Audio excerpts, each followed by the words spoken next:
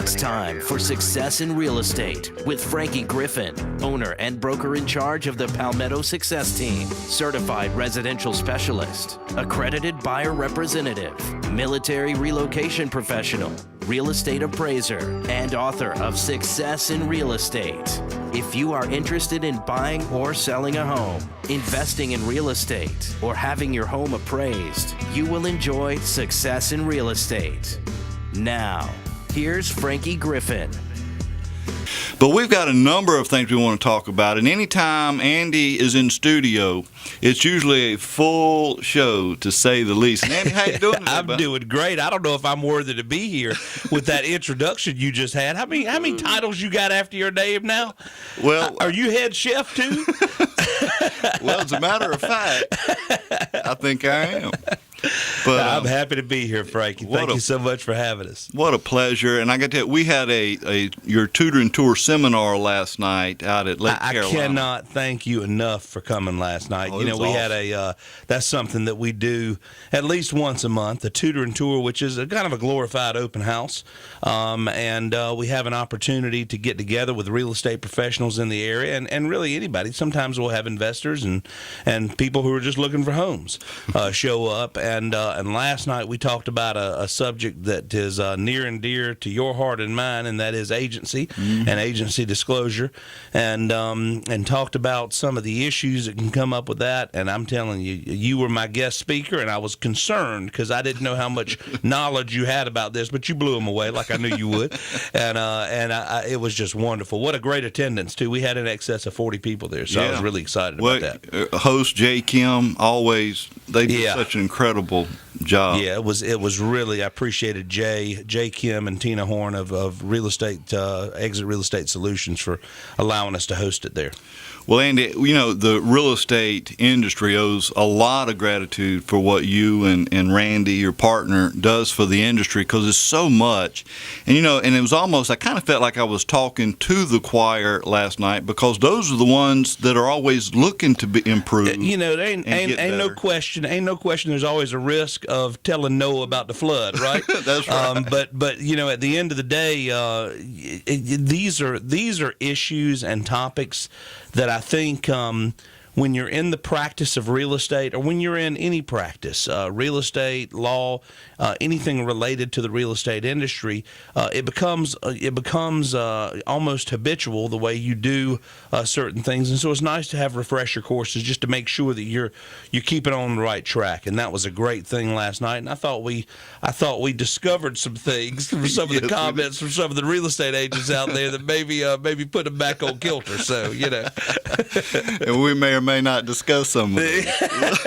But hey, and in fact, I didn't have a chance to tell you this, so I'm going to tell you over the air. But I got to tell you, I guess I have gotten to be real. I'm very spoiled now with you and your wonderful girls you got working for you back there. They're crackerjack. Both Leanne and Gail are, in my opinion, some of the best. And I'm spoiled. They're just wonderful. Well, we had a closing, praise God, this past week with a client, and it wasn't with your office. And I got to tell you, I just felt like I was sitting at a funeral. It should be a very happy, exciting time. And it didn't feel that way at all. But you bring a lot of excitement to the table. Well, I try. Sometimes people say that boring closings are the best closings. Sometimes the excitement is not by design. Well, sometimes I'm as excited and surprised as the client is. So, but no, it's we try to make it a great experience. Because our practice really is.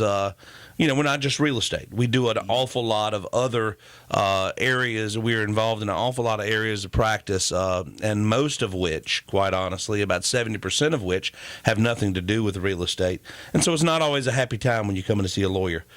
So real estate closing those are some of the few happy times that people come to see lawyers. So I try to take advantage of it and make sure that people have a good experience. So.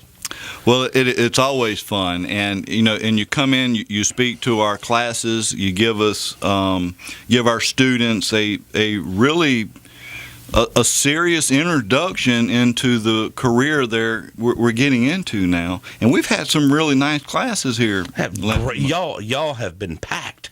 If that's any indication of, and you're more the expert in this than I am, but if the real estate market sparks growth in real estate agents, and your class is any indication of the growth in the number of agents, man, we must have a great market right now, because we are seeing huge packed classes, and so I've been real excited about teaching some of these great hopefully new agents coming into the market.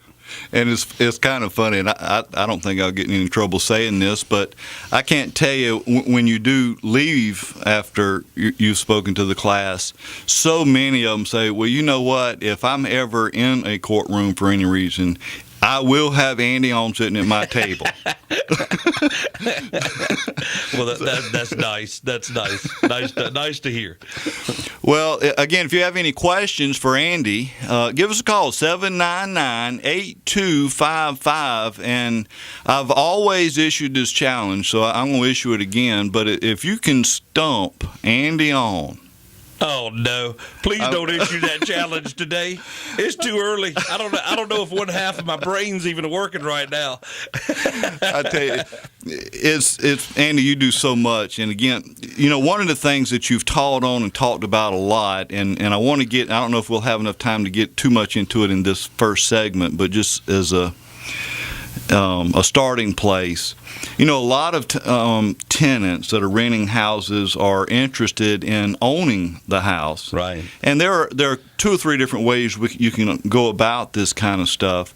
But, the biggest issue, I think, for the homeowner or the seller is that 6% tax assessment. Right. It's oppressive. One of the things that we've done, Frankie, and I think it's a good issue for anybody listening. If you're a home buyer, if you are an owner of an investment property, if you're an investor in property, a lot of us out here have investment properties, and the problem in South Carolina is that if you occupy a property as your primary residence, you get a certain tax assessment, and if it's an investment property, it's a higher tax assessment. Let's talk about that whenever we come back on the air.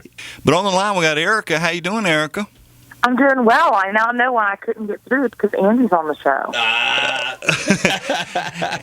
Andy Aun is I'm in calling studio. and calling. That's because I'm messing with the buttons over here. They can't get me to pay attention. I'm easily distracted, Erica, as you know. I know. Well, how are y'all doing? Oh, it's a fine Doing great. day Hope today. you are, honey. So what's going on in mortgage today that we need to know about? It's busy. Is the rates? It's a little busy. Well, I got to ask, are the rates still going up, or are they coming back down? No, we had a little decrease yesterday. We saw a little bit of movement down yesterday. So, well, really? I would still say they're about, depending on FHA or conventional, you're anywhere from about 3.65 to about 4.25, 4.125. So they're not bad. They're actually really good. And I think there's something, and Andy, you can probably attest to this too, is that the spring was really, really booming, and May and June were good. And then, sometimes we see a little bit of a lull, like maybe a week. And then after 4th of July, it picks right back up again. It's like everybody I'll tell you, the holiday. It's been a weird year because I felt like January and February, and I don't know if it was a function of the weather or the fact that people were still recovering from the holidays. But I didn't see a lot of, we saw a lot of contracts, but I didn't see a lot of closings. And so, initially I thought, well, maybe there's some regulatory changes or something going on. And then all of a sudden, everything started closing that we had received contracts on. So I'm like you. I think we've turned the corner with whatever was happening in the first part of the year, and it's been busy. And I just appreciate, Erica, I want to say this on the record and out loud. I just appreciate everything you do for our clients and for people that we do business with, and really for our firm. You have always been a great marketing support for anything we do, whether it's buying lunch for schools, buying school supplies for students, or helping with open houses, whatever the case may be. You're always there, and I just appreciate. I said it last night, to a bunch of agents to find a lender partner that's going to partner with your business and help grow your business, not just receive your business and make money off your business. And I think that's one of the things you do. And I heard, I think it was last week, you had received an award for 99% success rate on your loans, and that to me is just. That's outstanding, particularly in a market where everything is fighting against you getting a loan closed.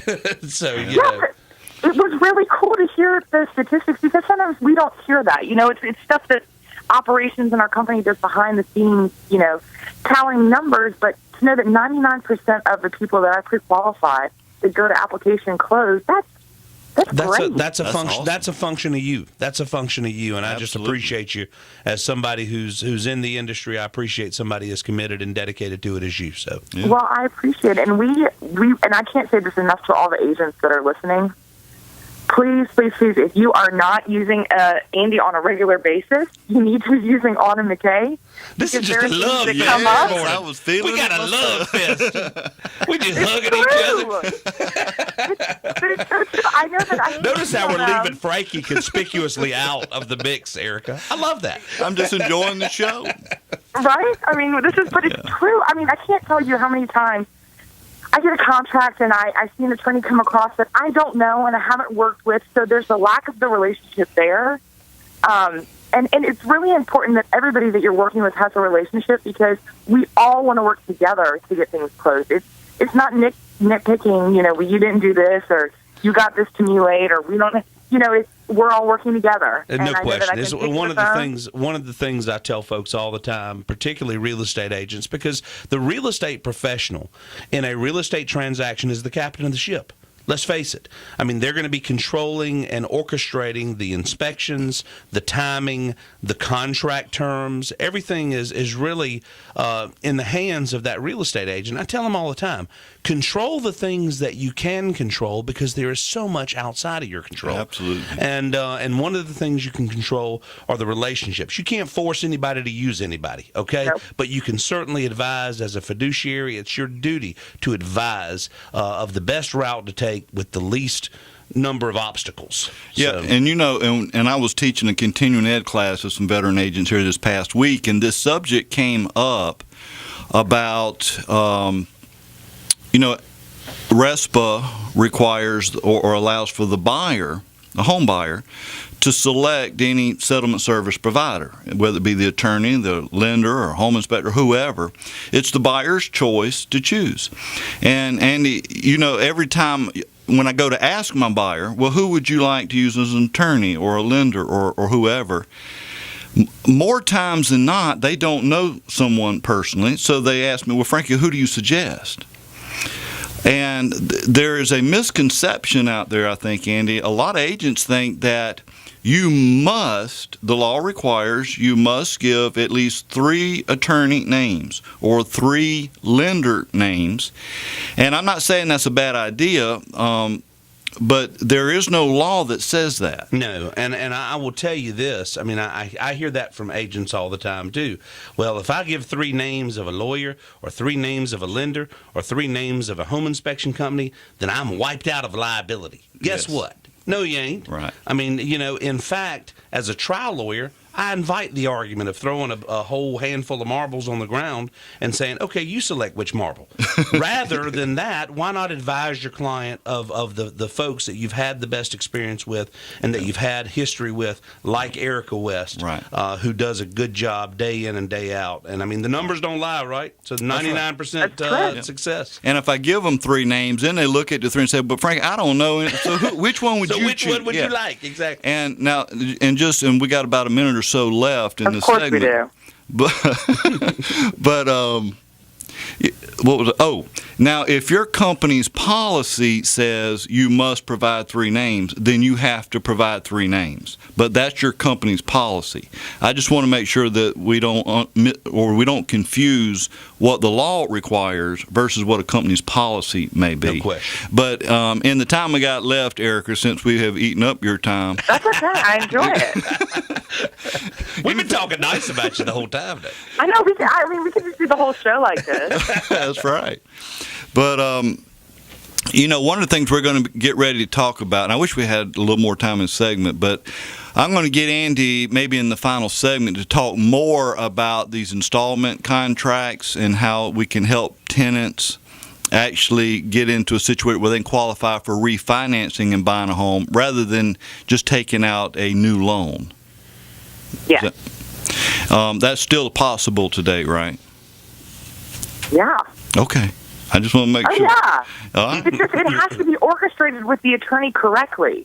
Sometimes they do these contracts and they're not done correctly, and then they get to me and want to refinance 18 months down the road, and it's completely wrong. All right. We've got the real world Andy Aun in studio with us. And he's always got these stories, and we call this. Why do I always have the horror stories? and no wonder, I'm up here talking about the horror stories, and I'm expected to get business from this thing. Well, but you know what? It's very informative. It's educational, and. And you like to be entertained by my misery. That's right. Having experienced the horror stories as I have. Absolutely.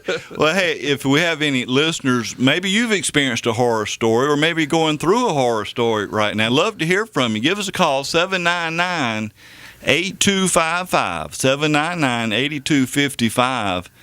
And Andy, I don't know if you have a horror story specific. I do. I have one that I actually wanted to talk about today that involves docks, shared dock situations. A lot of our listeners probably either own a home on Lake Murray or want to own a home on Lake Murray.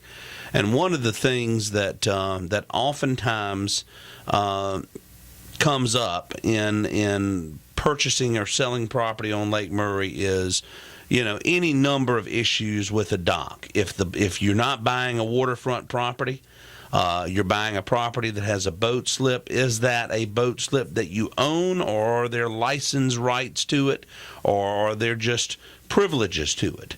If you have a property that's on Lake Murray, and there's a shared dock, is that dock permitted as a shared dock, or how is that dock actually permitted? I have had too many horror stories to mention relating to shared docks, but the most recent one I'd like to talk about right now, there was a property on Lake Murray that was being sold, and there's a lot of history to this particular scenario, but contract had been done, offer had been made, offer had been accepted. The property was going to be sold, and we were in the process of getting things moving toward a closing. Well, neighbor A, was right beside neighbor B. Neighbor B and neighbor A happened to be brother and sister. Uh-oh. Okay. Sister, neighbor B, asserted dock rights to neighbor A's dock. Okay? Now, this is one of the first docks that was ever permitted on Lake Murray. Okay? And there were all sorts of issues and factual scenarios relating to how and why the property got permitted, when it got permitted, but it was never permitted as a shared dock. That issue was raised right in the middle of us trying to get to closing. And as a result of that, we ended up having to mediate that case to get it resolved, because it wasn't clear, from the standpoint of the facts as to who, actually had ownership of the dock, even though the dock wasn't wasn't permitted as a shared dock. I mean, we certainly felt very confident that there was no shared dock rights, but they had made some assertions that caused some uncertainty. So we were going to have to get a court to make that decision. Well, you're looking at a 1 to 2 year proposition under those circumstances. So what we ended up having to do was mediate the case prior to going to closing to get all those issues resolved, and thankfully we were able to get them resolved at closing. But it is so important, and that's not the first shared dock issue I've had. It is so important for home buyers, for sellers, and for their agents that if you're purchasing property on Lake Murray and there is a dock that's at issue, which if you're purchasing on Lake Murray and you don't have a dock and you want a dock, then you need to make sure that there is either permitting for the dock already in place so that you can have a dock in place, or that the dock in place is properly permitted. And this is not like trying to get an act of Congress passed. It's a phone call to get some documentation to verify how the property, how the dock is permitted, because it's so important. We've got some neighbors. We have 3 neighbors that share one dock, and it's a really tough situation for them. But at the end of the day, that's how the dock was permitted, and that's how they had to proceed. But it's lake property without a dock is significantly less in value. I mean, you're the appraiser, but I would think it's significantly less in value than lake property with a dock. Well, it offers a lot of contributory value. Without it, you don't get that. Oh yeah. So and it's but these issues. Russell and Jeffcoat, a few years back, you remember Dan Pater. Sure. Dan was involved in their training.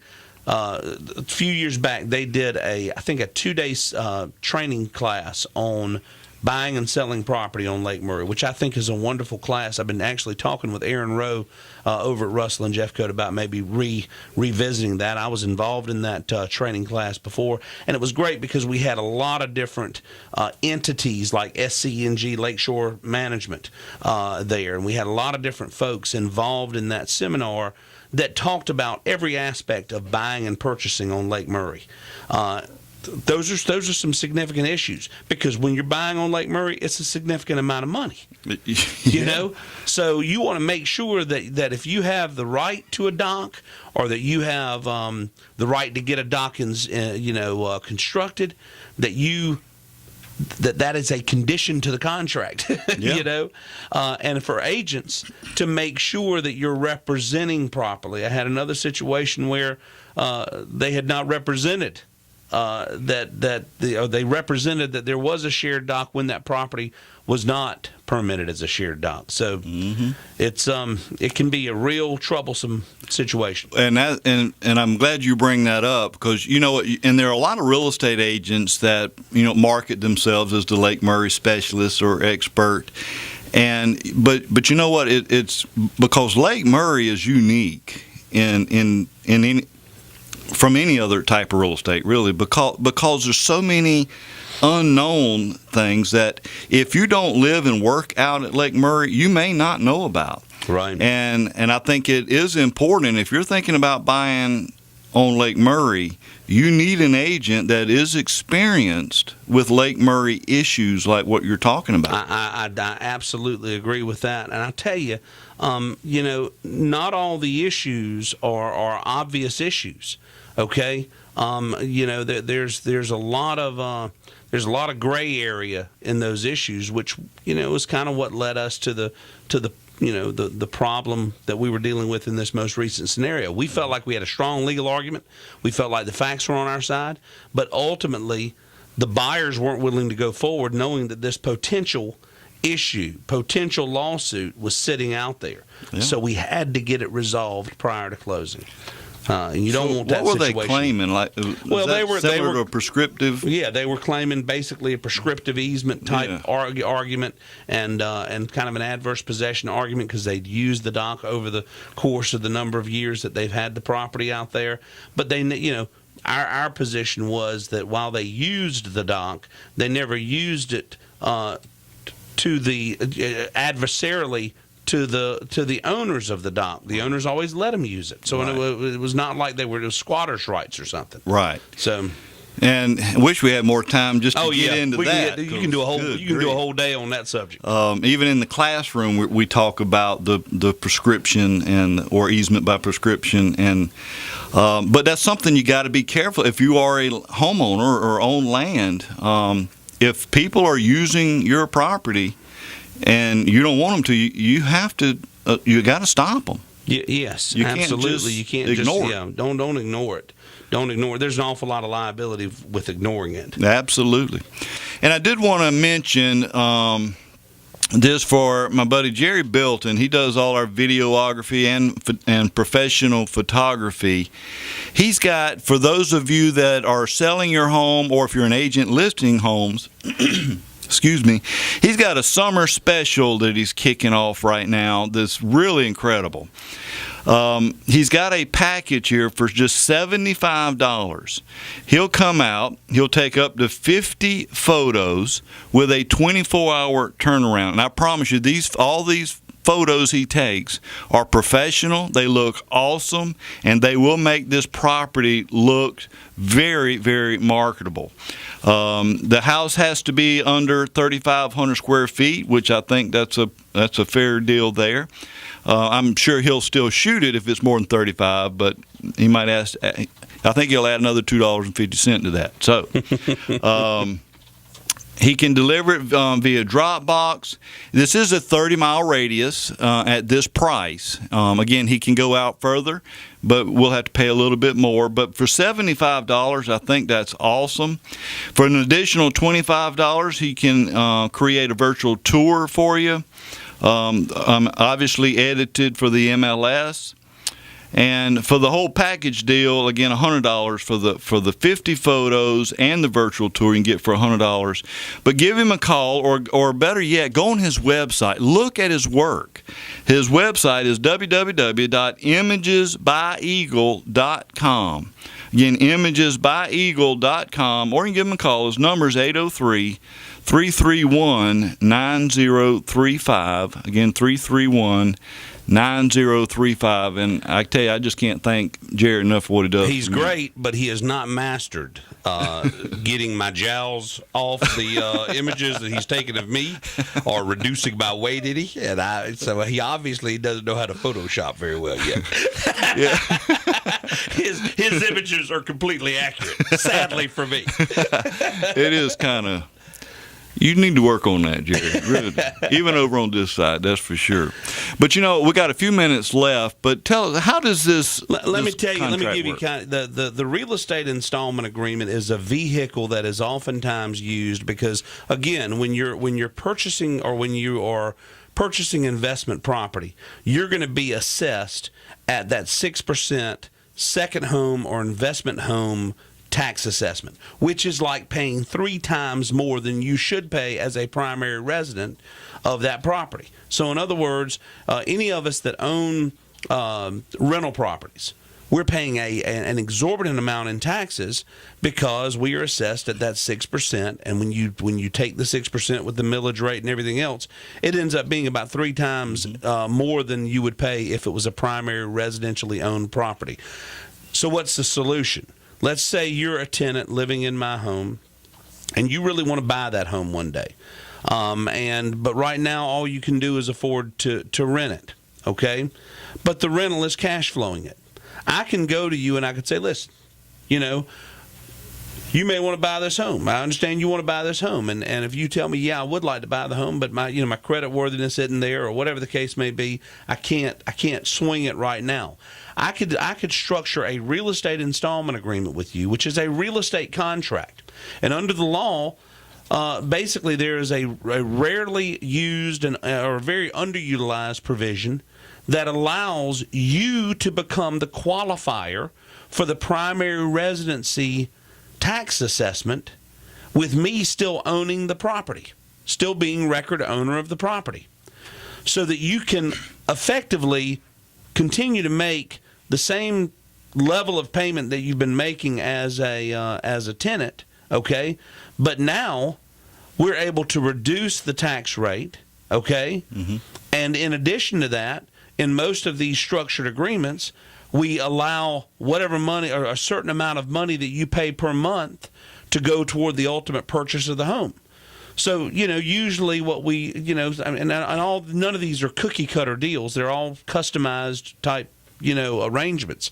But let's just say that we had a 3-year call, a 3-year balloon payment for you. So you're making $800 payments to me a month, and I've structured the deal in such a way that says, okay, as long as you are in compliance with the agreement, okay, at the time that we go to close on this transaction, which is going to be 3 years, right? Because you either have to pay it off then, okay, buy the property, or you have to, or you're going to have to tell us that you can't afford to buy the property then, and then as the seller, I have the right to terminate the contract, okay, and you'd have to vacate the property or move on, extend the contract, with some type of extension, mutual extension.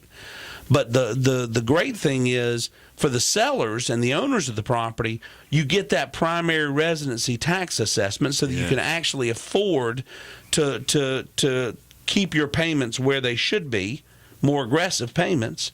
And two, it gives you the ability to build that kind of credit history with people like Erica. They're going to look at those that historical payment to qualify you for a loan that would ultimately allow you to purchase the home. But it's effectively a contract for deed or a bond for title. It's similar to those structures, but we call it a real estate installment agreement, and we do a lot of these things every month. And I know you have. We got about 20 seconds left, but how can we get in touch with you, Andy, if we want to look into that? Give us a call if you have any legal needs at 803-744-0824. You can speak with me, Andy Aun, and I'd love to talk with you. And if you missed that, just go to my website, frankiegriffin.com. Click on Real Estate Partners, and there you'll find Andy Aun, his website, his phone number. Everything's right there. Thank you so much for listening. Hope you have a great weekend. You've been listening to Success in Real Estate on The Point.